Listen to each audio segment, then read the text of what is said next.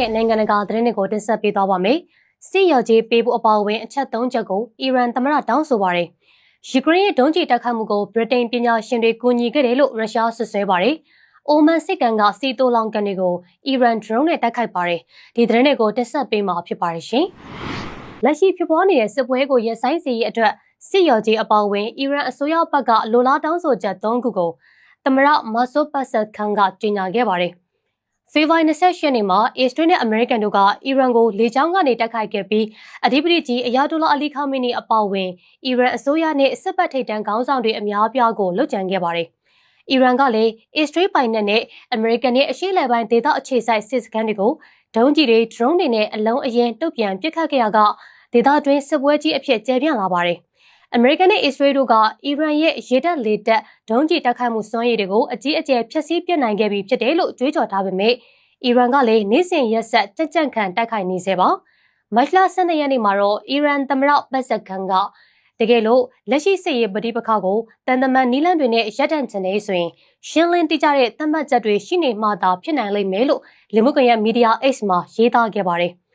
သူကအီရန်ဘက်ကအဓိကတောင်းဆိုမဲ့အချက်၃ခုကိုလည်းတခါတည်းကြေညာပေးခဲ့ပါတယ်။အစ္စရေးနဲ့အမေရိကန်ကစောင့်မွေးခဲ့တဲ့စစ်မီးကိုညှိနှိုင်းဖို့ဆိုရင်အီရန်ရဲ့အချုပ်အခြာအာဏာဆိုင်ရာအခွင့်အရေးတွေကိုအသိမှတ်ပြုဖို့စစ်ရော်ကြီးပေးဖို့နဲ့နောက်ထပ်အလားတူရန်လိုကျူးကျော်မှုတွေမကြုံစေရပါဘူးဆိုတဲ့နိုင်ငံတကာအတိုက်အဝန်းစီကယုံကြည်ရလောက်တဲ့အာမခံချက်တွေလိုအပ်မှာဖြစ်ကြောင်းပတ်ဆက်ခန်ကဆိုပါတယ်။သူကလက်ရှိစစ်ရေးအခြေအနေတွေနဲ့ပတ်သက်လို့ရုရှား၊ပါကစ္စတန်တို့ရဲ့ခေါင်းဆောင်တွေနဲ့လည်းဆွေးနွေးခဲ့ပြီးဖြစ်တယ်လို့ရေးသားထားပါတယ်။စစ်ပွဲစတင်လာချိန်ကလေးကအီရန်မှာအရက်သားအများအပြားအပါအဝင်1200ကျော်တိတ်ဆုံးပြီး1000ကျော်ဒဏ်ရာရရှိခဲ့တယ်လို့အီရန်အာဏာပိုင်တွေကကြေညာထားပါတယ်ရှင်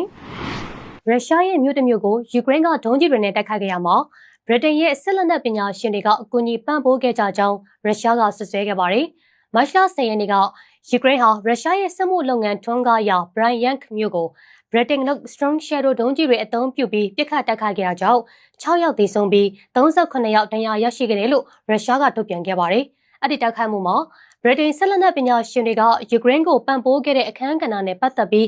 ရုရှားအနေနဲ့ဘယ်တော့မှမေ့မှာမဟုတ်ဘူးလို့ရုရှားအစိုးရရုံးဆိုင်ရာကရမလင်နန်းတော်ကမတ်လ17ရက်နေ့မှာပြောကြားခဲ့ပါတယ်။ ဘရိုင်ယန်ဒေတာအုပ်ချုပ်ရေးမှူးကတော့ဒီတိုက်ခိုက်မှုဟာအကြမ်းဖက်မှုမြောက်တဲ့ဒုံးကျည်ပစ်ခတ်မှုမျိုးလို့ဆွဆွဲခဲ့ပါတယ်။ဒါပေမဲ့ယူကရိန်းရဲ့ဒုံးကျည်တွေကဘယ်နေရာတွေကိုထိမှန်ခဲ့တယ်လဲဆိုတာကိုတော့ရုရှားဘက်ကတိတိကျကျမထုတ်ပြန်ပါဘူး။ယူကရိန်းစစ်တပ်ကတော့ဘရိုင်ယန်မှာဒုံးကျည်အစိပ်ပိုင်းတွေထုတ်လုပ်ရာစက်ရုံတစ်ခုကိုပြစ်မှတ်ထားတိုက်ခိုက်ခဲ့ကြောင်းကြေညာထားပါတယ်။ရုရှားကတော့ယူကရိန်းရဲ့တိုက်ခိုက်မှုဟာအရက်သားဧရိယာတွေကိုတမင်တကာပြစ်မှတ်ထားခဲ့တာဖြစ်တယ်လို့ဆွဆွဲခဲ့ပါတယ်။ယူကရိန်းဟာဗြိတိန်စီကကျွမ်းကျင်သူတွေရဲ့အကူအညီမပါဘဲဒီဒုံးကျည်တွေကိုပစ်ခတ်ဖို့ဘလို့မှမဖြစ်နိုင်ကြောင်းဒီအချက်ကိုရုရှားကကောင်းကောင်းသဘောပေါက်ထားတယ်လို့တတိချာလေးမှတ်သားထားမှာဖြစ်ကြောင်းကရမလင်နန်းတော်ရဲ့ပြောရေးဆိုခွင့်ရပုဂ္ဂိုလ်ဒီမီထရီပတ်ကော့ကပြောကြားသွားပါတယ်။ဒီကိစ္စနဲ့ပတ်သက်ပြီးဗြိတိန်အစိုးရဘက်ကတော့လက်တလုံးမှာဘာမှချက်မှပေးမထားပါဘူး။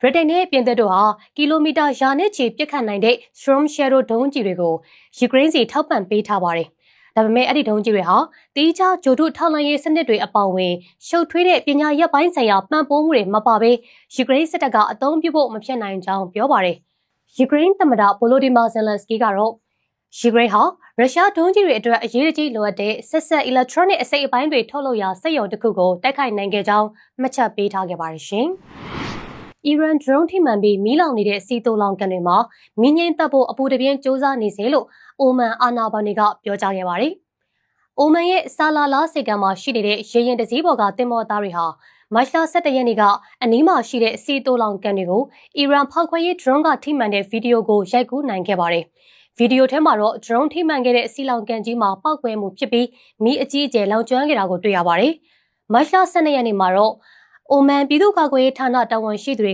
စေကန်ရဲ့စီလောင်ကန်တွေမှာလောင်နေတဲ့မီးကိုညှိနှိုင်းဖို့အချိန်ယူရနိုင်ကြောင်းမှတ်ချက်ပေးခဲ့ပါတယ်။ဒါပေမဲ့ထိခိုက်ပျက်စီးမှုအသေးစိတ်အခြေအနေကိုတော့မထုတ်ပြန်ခဲ့ပါဘူး။အိုမန်အစိုးရရုပ်မြင်သံကြားဌာနကလည်းစေကမ်းမှာရှိတဲ့စီလောင်ကန်တွေကိုဒရုန်းတွေထိမှန်တာခံခဲ့ရကြောင်းအတည်ပြုခဲ့ပြီးနိုင်ငံရဲ့လောင်စာဆီဖြန့်ဝေမှုနဲ့တိုးလောင်သိမ်းဆည်းထားမှုတွေမှာထိခိုက်မှုမရှိကြောင်းကြေညာထားပါတယ်။ဒရုန်းတိုက်ခိုက်မှုအတွင်းစေကမ်းမှာရှိနေတဲ့ရေရင်တွေထိခိုက်ပျက်စီးမှုတော့မရှိခဲ့ပါဘူး။အီရန်ဟာအမေရိကန်နဲ့အစ္စရေးတို့ရဲ့တိုက်ခိုက်မှုတွေကိုကြုံတွေ့နေရတဲ့စစ်ပွဲအတွင်းဒေသတွင်းအမေရိကန်မဟာမိတ်အာရပ်နိုင်ငံတွေရဲ့စစ်ရေးနဲ့စွမ်းအင်ဆိုင်ရာပြစ်မှတ်တွေကိုဒရုန်းတွေဒုံးကျည်တွေနဲ့တုံ့ပြန်ပစ်ခတ်နေပါတယ်။ အီရန်သမ္မတမာဆိုဘတ်ဆက်ခန်က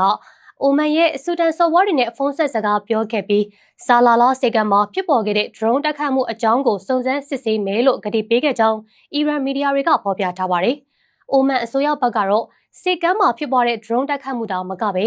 နိုင်ငံရဲ့အချုပ်အခြာပိုင်နက်ကိုပြစ်မှတ်ထားခံရတဲ့ကိစ္စအလုံးကိုရှုတ်ချကန့်ကွက်ကြောင်းအီရန်သမ္မတစီအသိပေးခဲ့တယ်လို့ကြေညာခဲ့ပါတယ်ရှင်။